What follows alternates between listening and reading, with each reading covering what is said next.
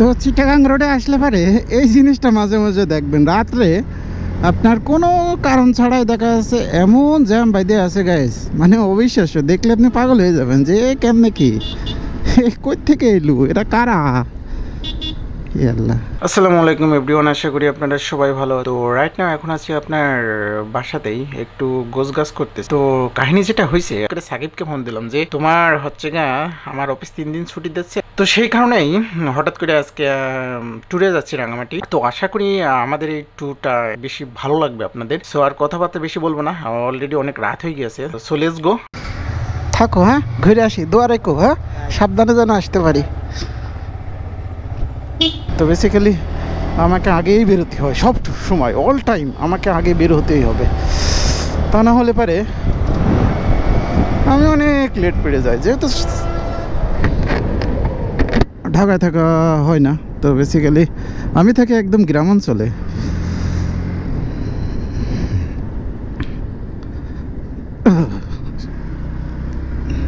তো আগে আমরা ঢাকা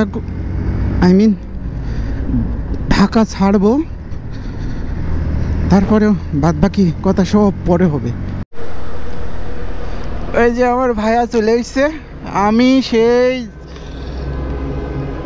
গাবতলি ঠেলতে ঠেলতে অবস্থা ফুল খারাপ, তারপরে শহীদ মিনার হয়ে তারপরে চলে এসেছি আপনার লাঙ্গলবন্দ বাস স্ট্যান্ড। তো সাকিবের জন্য আমরা এখানে ওয়েট করছিলাম, দেন ও তারপরেই আসলো। আমরা এখন দুই ভাই মিলে আস্তে ধীরে টুকটুক করে আগাবো। সো ভাইয়া, ও নাইস।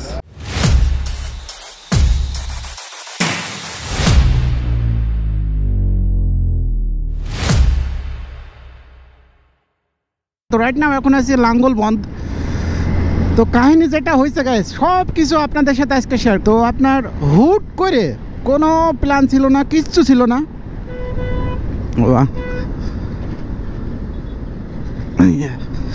তো যেটা হয়েছিল কোনো প্ল্যান নাই গাইস। আগে আমরা এটা জ্যামটা আগে ছাড়াই। আজকে মানে রোড ঘাটের এমন বাজে অবস্থা গাইস, মানে সত্যি কথা বলতে কি, নর্মালি আপনার 1 তারিখ 2 তারিখ ইভেন 3 তারিখ তো এমনিতেই ছুটি, তারপরে 1-2 পূজার ছুটি, আর যারা সরকারি জব করে তাদের জন্য আবার 4 তারিখ পর্যন্ত ছুটি। তো আমি আমার অফিসের মেল পাইছি আপনার কয়টা, আজকে দুপুরের আগে একটু, সকাল 10টার সময় আর কি, ট্রি ব্রেকের সময়, যে এরকম 3 দিন ছুটি।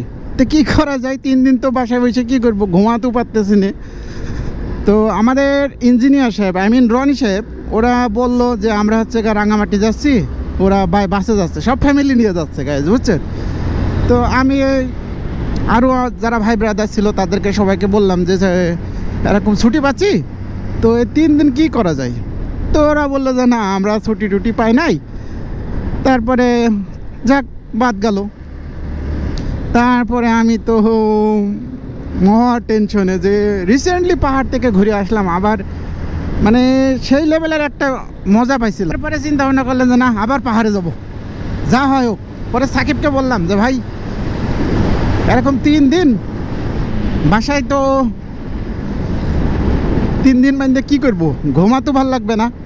আবার রিসেন্টলি অফিস আমার গত সপ্তাহে নাইট ছিল, নাইট করে আবার বাড়ি গেছিলাম, বাড়ি থেকে ঘুরে এসেই তারপরে এরকম এই ছুটিটা আসলে পেয়ে গেলাম আর কি।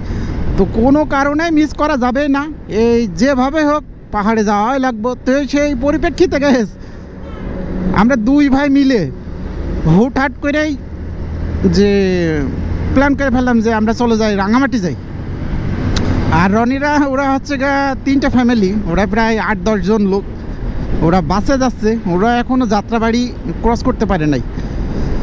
তো ওদের সাথে কথা হলো, ওরা যে রিসোর্টে বুকিং টুকিং দিছে। পরে ফোন দিলাম ও দাদার কাছে যে দাদা এই অবস্থা, আমাদের আরও কিছু সিট লাগবো, ভালো ট্যুর হবে। আর নর্মালি এখন রোডঘাটের একটু অবস্থাও খারাপ, কারণ গত ট্যুর দিয়ে এসেছি ওরকম কোনো কিছু পায় নাই।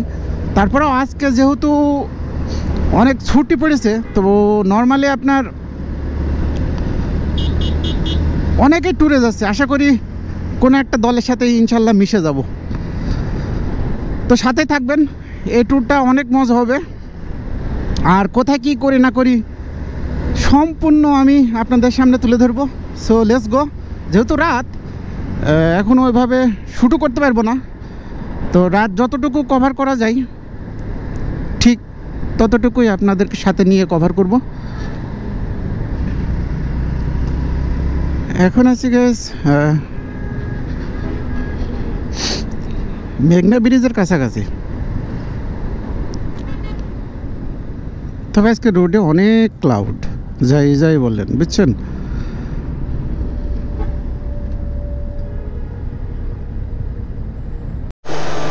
তো গ্যাস কয়েকটা পাম্পে যাওয়ার পরে তো সাকিবের কপাল ভালো, তোমার কপাল ভালো, বুঝছো। এটাতে পাইছো। হ্যাঁ, কয়েকটা ঘোরার পরে তারপরে এই পাম্পে আমরা অকটেন পেলাম। এটা আপনার আলিপুর, মুন্সিগঞ্জে, গজারিয়া। ও ওই পাশে একটু এই যে ডিসপ্লের এটা উঠে গেছে 1400। ওকে, বাইকের খাবার ফুল লোড। আমি হচ্ছে গা কুমিল্লার পার হয়ে বারোহাটা যাই, ইনশাল্লাহ আমরা ফুয়েল নিব। তো এখনও ডেস্টিনেশন ঠিক করিনি, মানে কোন রোড দিয়ে যাব, কুমিল্লা পার হয়ে বারোহাটা দিয়ে যাব নাকি চিটাগাং হয়ে যাব। টাকা দিছে, টাকা দিছে। এর ভেতর আর কোনো ব্রেক দেবো না গাইস। এখন আমরা ভবের চর ক্রস করতেছি। আর একটা জিনিস কি, এই লাইটটার পজিশনটা ঠিক করলে পারে ওটা থাকে না, আবার ওটা আবার এলোমেলো হয়ে যায়। ঠিক করছিলাম, দেন সেই জেলাও সেই কদু, কারণ ঝাঁকুনি লাগে। তো ঝাঁকুনি লাগার কারণে লাইটটা একটু নড়ে টড়ে যায়। তো নর্মালি সিটিং পজিশনটা এলোমেলো হয়ে গিয়েছে, থাকে না। তো চিটাগাং রোডে আসলে পারে এই জিনিসটা মাঝে মাঝে দেখবেন, রাত্রে আপনার কোনো কারণ ছাড়াই দেখা যাচ্ছে এমন জ্যাম বাইদে আছে গাইস, মানে অবিশ্বাস্য। দেখলে আপনি পাগল হয়ে যাবেন যে কেমনে কি, কই থেকে এলু, এটা কারা, আল্লাহ।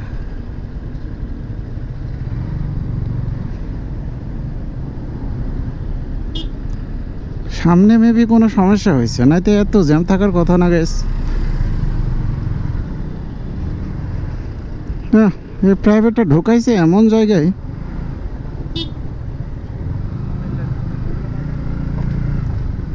না আর যাওয়া যাবে না ওই দিক দিয়ে।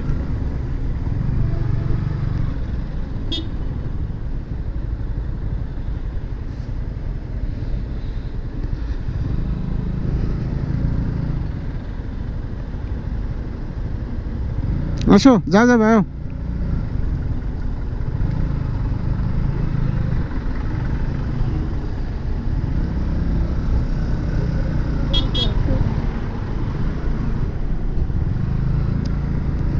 জোর টোর মেরে একেবারে চলে যাচ্ছি গাইস। এ না, আর যাইতে পারবো না।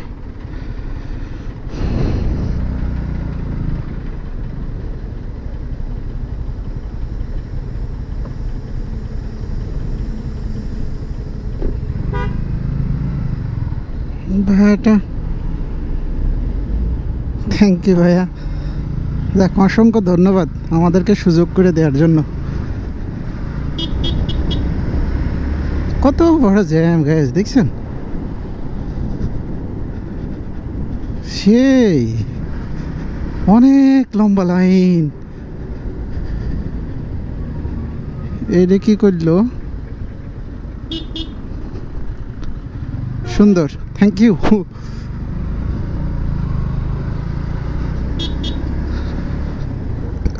এ জ্যামের কোনো শেষ নাই গাইস, আমরা এখন অফলাইনে যাই।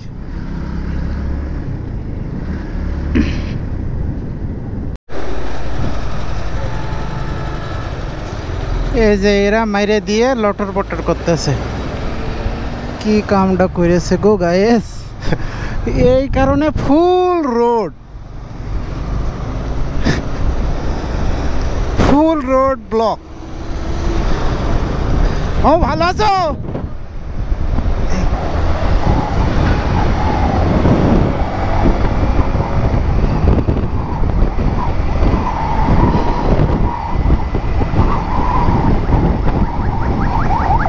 অ্যাম্বুলেন্স আবার উল্টা যাচ্ছে গ্যাস, ও তো যাইতেই পারবে না।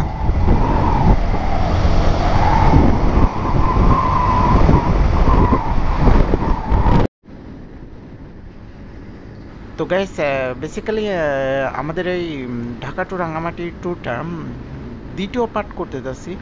তো যদি ভিডিওটা ভালো লাগে অবশ্যই চ্যানেলটা সাবস্ক্রাইব করে পাশে থাকবেন। তো দেখা হচ্ছে আপনার সেকেন্ড পার্টে। তো আশা করি আমাদের এই রাঙামাটি ট্যুরটা আপনাদের অবশ্যই অনেক ভালো লাগবে এবং আপনারা অনেক এনজয় করতে পারবেন এই ভিডিওর মাধ্যমে। তো সবাই ভালো থাকবেন, সুস্থ থাকবেন আর সেফটি মেনটেন করে বাইক চালাবেন। ধন্যবাদ সবাইকে।